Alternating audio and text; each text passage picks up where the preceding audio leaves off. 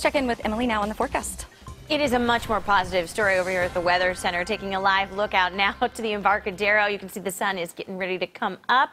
All those folks are out there getting their morning exercise in or getting their commute started on their way to work. Taking a look at your current temperatures right now in San Francisco, 46 degrees, Concord, 40 degrees, still in the 30s in the East Bay, 34 degrees in Livermore, Santa Rosa, cooler also 40 degrees. Your satellite and radar shows this high pressure system right here. Well, that's just parked right off of our coast, and that is essentially going to be what we can thank for all of this beautiful weather that we have to follow. Looking at our futurecast, this is a 72-hour futurecast where I promise the clock is ticking, but you can only tell with just a few high clouds here and there. That's because over the next several days, it's going to be clear and absolutely beautiful. So 3 things to remember. We have a clear, cool start. That rain is over.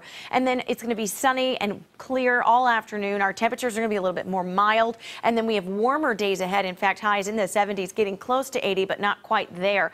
Today, your high temperatures, 65 degrees in San Jose. Redwood City, 62. Pacifica, 60. Santa Rosa, you'll get to 67 degrees, as well as in Fairfield, a little cooler, closer to the water, 63 degrees today in Oakland. So for those of you who have big plans to enjoy the weather and you want to get baseball started, because that season's right upon us, you can go to the Giants versus the A's tonight, 7:15 p.m. Bring a jacket. As you know, AT&T Park is chilly. It'll be 57 degrees for that game.